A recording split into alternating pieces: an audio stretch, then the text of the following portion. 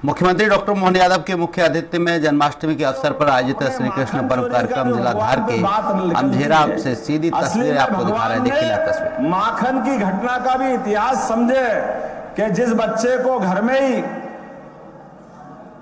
कंस के भेजे हुए राक्षस अलग अलग समय मारने आ रहे हैं, कभी पूतना आती है, कभी बकासुर आता है, कभी धेनासुर आता है, तो आप अंदाज लगाओ कि ये जो छोटा बच्चा है उसके घर में जब राक्षस मारने आएंगे वो तो भगवान कृष्ण उसको मार देते, बड़ी बात है, लेकिन मारने के बाद मां से पूछते तो होंगे, मां ये कौन दुश्मन है अपने घर में आ रहे हैं। मां कुछ तो बोलती होगी यशोदा मैया कि कृष्ण ये कंस के भेजे हुए लोग हैं, तू बाहर मत निकला कर, तेरे दुश्मन है। अब छोटे बच्चे कृष्ण के दिमाग में आ रहा है कि कंस कोई मेरा दुश्मन है। एक के बाद एक आया, दूसरा आया, तीसरा आया, और ये कंस को मालूम पड़ गया भगवान कृष्ण को कंस से मुझे लड़ना पड़ेगा, आज नहीं तो कल ये कंस से मुकाबला करना पड़ेगा। और ऐसे में जब तो यशोदा माँ से पूछते मां के माँ ये मटकी भर के जा कहाँ रहा है, तो यशोदा माँ और नंद बाबा कहते कि कंस के पास जा रहा है। अब आप बताओ, जिस बच्चे को ये मालूम पड़ जाएगा वो उनका दुश्मन है और वो उसके यहाँ माखन पहुंचाएंगे, कौन बच्चा हाँ करेगा? करेगा क्या?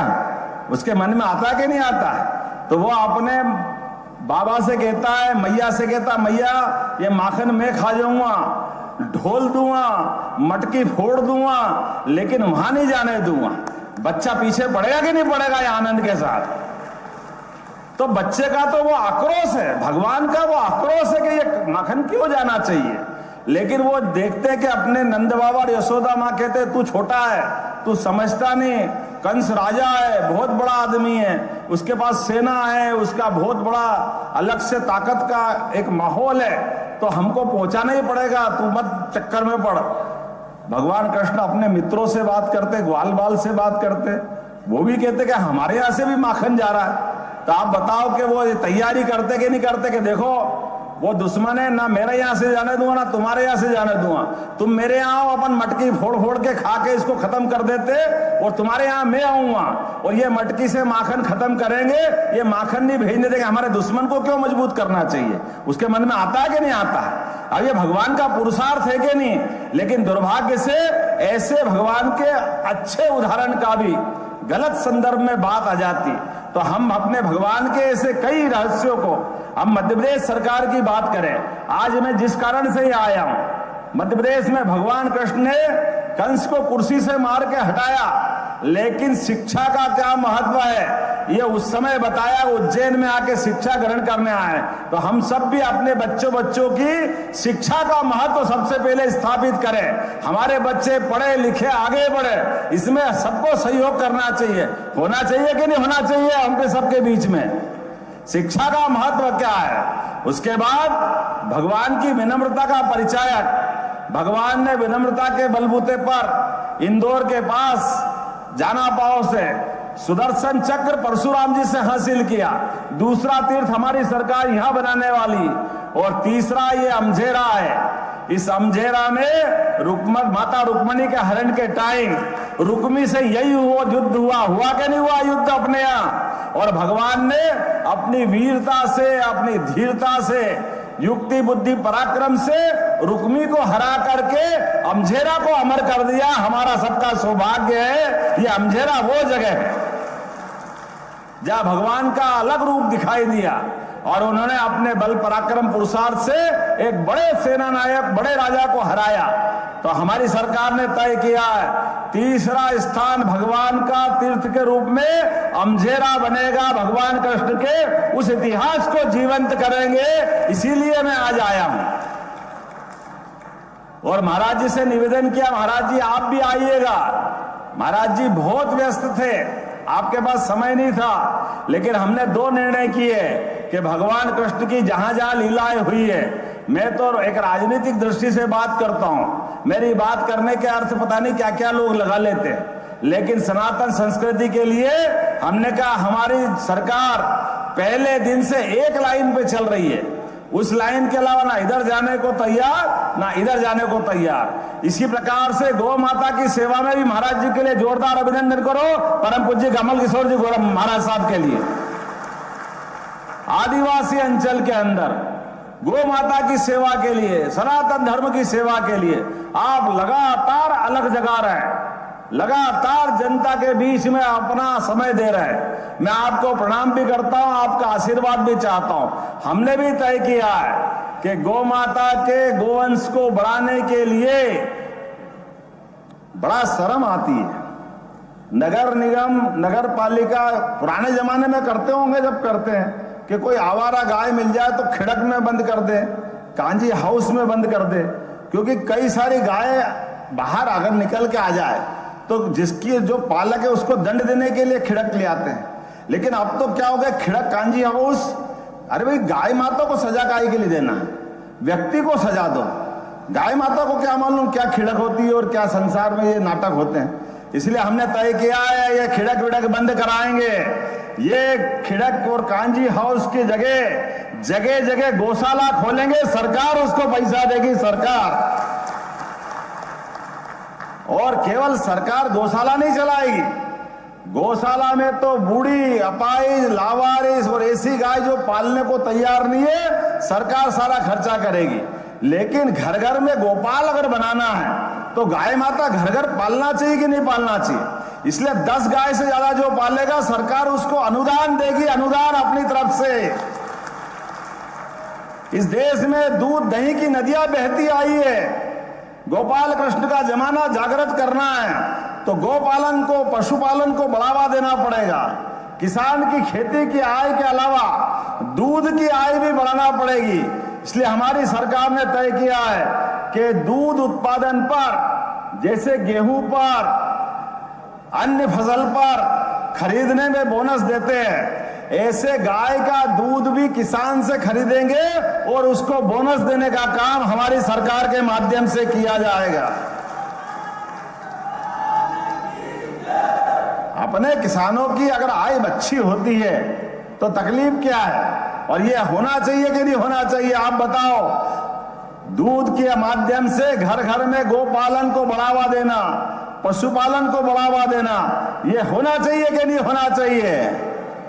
इसलिए इस बात को बढ़ावा देने के लिए हमने कहा है कि हमारे भगवान कृष्ण के सभी तीर्थ, भगवान राम के सभी तीर्थ और सभी देवी देवताओं के जिस कारण से मध्य प्रदेश में जिनका अपना महत्व है, यशस्वी प्रधानमंत्री से उज्जैन में बाबा महाकाल का आनंद आया कि नहीं, महालोक बनाकर, बोले महाकाल महाराज की।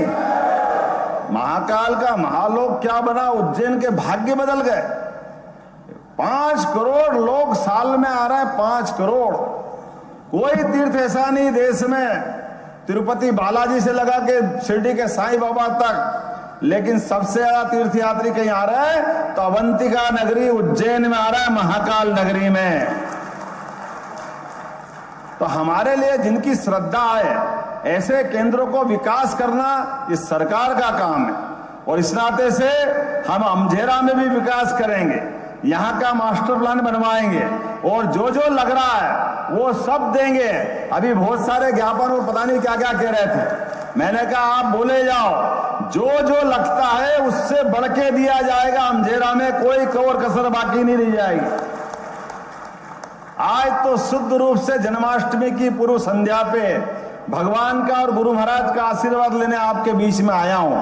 आने वाले समय में और भी बार बार आते रहेंगे, और मैं क्यों, हमारी सरकार के सभी मंत्री आते रहे, पूरे भारत के लोग आते रहे। ये स्थान इतना चैतन्य बनाने की जरूरत है। मेरी अपनी ओर से एक बार फिर आप सबका प्रेम, स्नेह, आशीर्वाद बना रहे। कल जन्माष्टमी की बधाई, आने वाले समय में गणेश उत्सव, फिर और लगातार त्योहार पे त्योहार आ रहे हैं। सभी की आपको बहुत बहुत मंगल कामना है।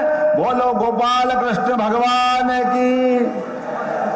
माननीय मेरे बोलने के बाद हम सब बैठे रहे, परम पूज्य कमल किशोर जी महाराज साहब अपना प्रवचन देंगे अपने स्थान पर, हम सुनकर के जरूर जाए।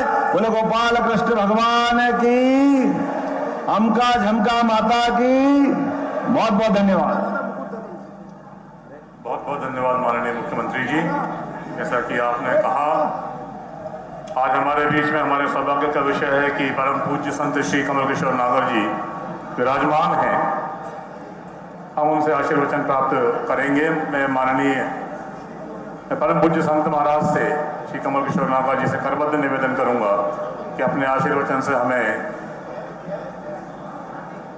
उपकृत करें, हम सभी को लाभान्वित करें।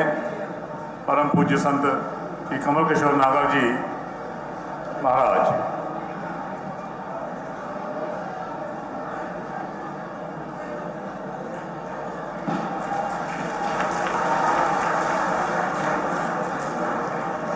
माननीय मुख्यमंत्री जी को खजूर के पत्तों का बना हुआ विशेष मुकुट स्थानीय जनप्रतिनिधियों द्वारा भेंट किया गया। मुरली दी गई उनको।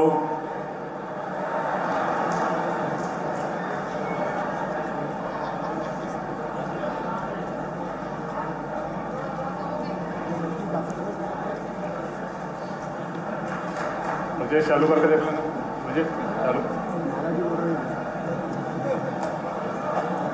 आप लोगों से अनुरोध है कि परम पूज्य संत कमल किशोर महाराज जी अब हम सभी को आशीर्वाद दे रहे हैं, उसका हम श्रवण करें, उसका लाभ लें।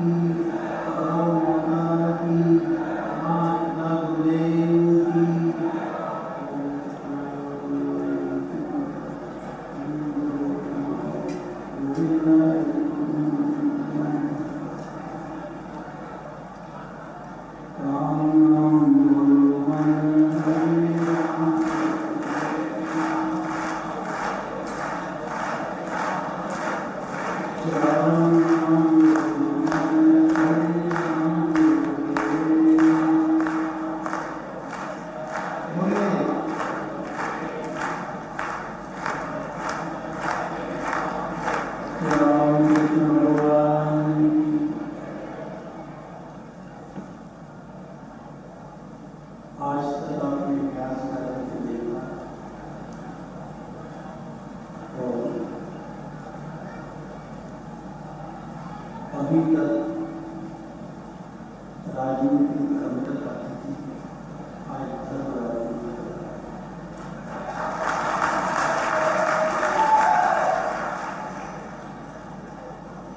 बहुत प्रसन्नता है कि इस क्षेत्र में ज़्यादा अनुभव नहीं रखते हैं और मैं ज़्यादा भाग ले पाते हैं। परम श्रद्धेय माननीय मुख्यमंत्री जी हमारे मन को जीत लाए, इसलिए शरीर यहाँ में।